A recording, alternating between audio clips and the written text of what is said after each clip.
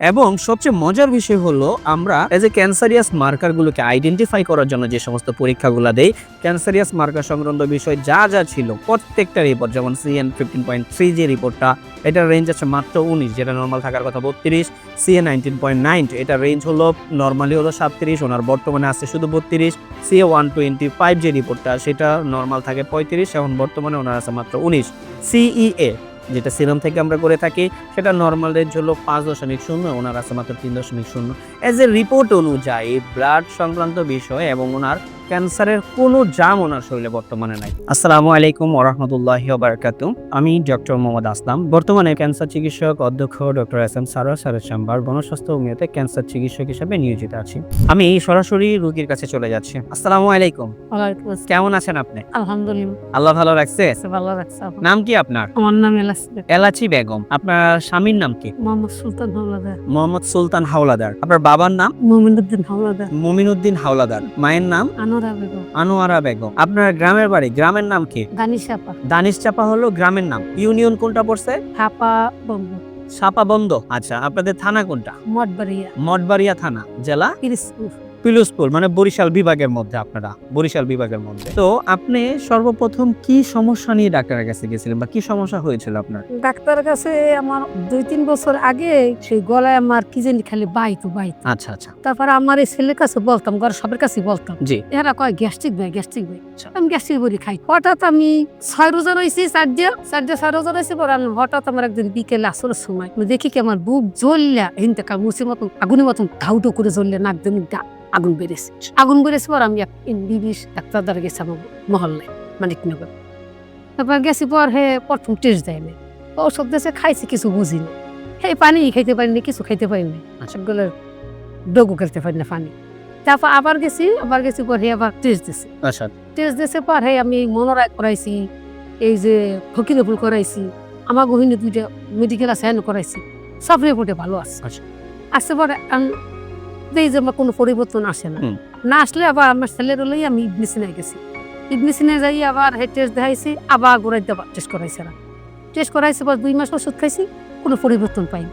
টাকা যাইতেছে, আমার রোগ ভালো হয় না কিসের নাকি। তারপর পর আমার ছেলে কইলো কি, আমার মেয়ের একটা ডাক্তার দেশি স্যারের কাছে গেছি পর আবার বলছে যে এন্ডোস্কোপি দিয়েছে। তারপর গেলাম পর এই যে টেস্ট করলাম, টেস্ট করে বলছে যে খাদ্যনালীতে টিউমার ধরা পড়ছে। এবার শিওর লেগে আবার করাইছে কি FNSA। হ্যাঁ, বায়োপসি করাইছে আপনাদের? বায়োপসি করাই আবার সব টেস্ট করাই দেয় যে শিওর এইটাই। গলার মধ্যে ক্যান্সার ধরা বললো। আর এবার গেলাম মহাখালী যে বিসিরি, তারপর দাইলাম পিজিতে আমি 6টা থেরাপি দিলাম। থেরাপি দিয়ে আমি 4 মাস হয়েছি বাসায়, ভালোই দিছি, মুখে ঘাও হয়েছে।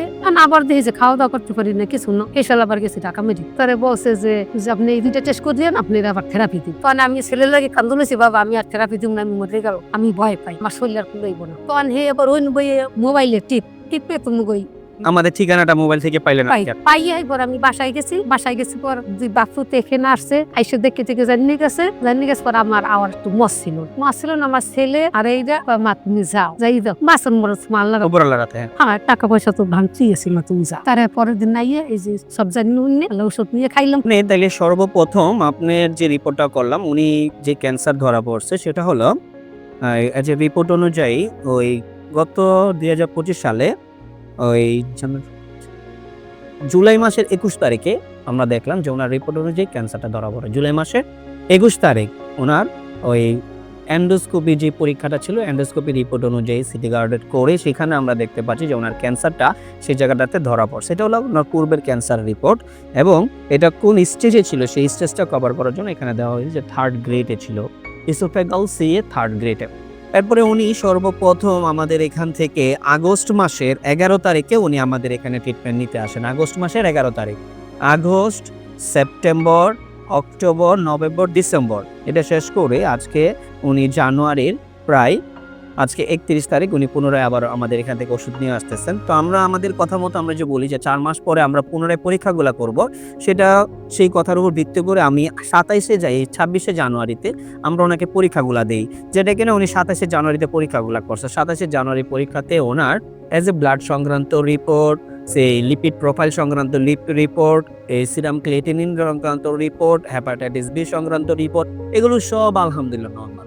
এবং সবচেয়ে মজার বিষয় হলো আমরা এজ এ ক্যান্সারিয়াস মার্কারগুলোকে আইডেন্টিফাই করার জন্য যে সমস্ত পরীক্ষাগুলো দেই, ক্যান্সারিয়াস মার্কার সংক্রান্ত বিষয় যা যা ছিল প্রত্যেকটা রিপোর্ট, যেমন CN 15.3 যে রিপোর্টটা, এটার রেঞ্জ আছে মাত্র 19, যেটা নর্মাল থাকার কথা 32। CA 19.9, এটার রেঞ্জ হলো নর্মালি হলো 37, ওনার বর্তমানে আছে শুধু 32। CA 125 যে রিপোর্টটা, সেটা নর্মাল থাকে 35, এখন বর্তমানে ওনার আছে মাত্র 19। CEA যেটা সিরাম থেকে আমরা করে থাকি, সেটা নর্মাল রেঞ্জ হলো 5.0, ওনার আছে মাত্র 3.0। এজ এ রিপোর্ট অনুযায়ী ব্লাড সংক্রান্ত বিষয় এবং ওনার ক্যান্সারের কোনো জাম ওনার শরীরে বর্তমানে নাই, ক্যান্সার সংক্রান্ত কোনো জাম এজ এ রিপোর্ট অনুযায়ী এখন ওনার ও শরীরে নাই। এটা আল্লাহর কাছে হাজার হাজার শুকরিয়া, আলহামদুলিল্লাহ। আল্লাহর কাছে হাজার শুকরিয়া। আপনি এখন পর্যন্ত ক্যান্সার যে জামটা ছিল সেটা আমাদের নাই, কিন্তু ক্যান্সার চলে যাওয়ার পরেও আমরা যেখান থেকে ক্যান্সারটা উৎপত্তি হয়, গলাতে যে টিউমারটা ওনার ছিল, এটা এখনো আছে। ইনশাআল্লাহ আমরা আশা রাখি কিছুদিন ট্রিটমেন্ট চালানোর মাধ্যমে 2-1 মাসের মধ্যে আমরা সম্পূর্ণরূপে ওনার এই টিউমারটাও চলে যাবে এবং আমরা এন্ডোস্কোপি কভার করে এটা দেখবো যে ওনার কি অবস্থা আছে।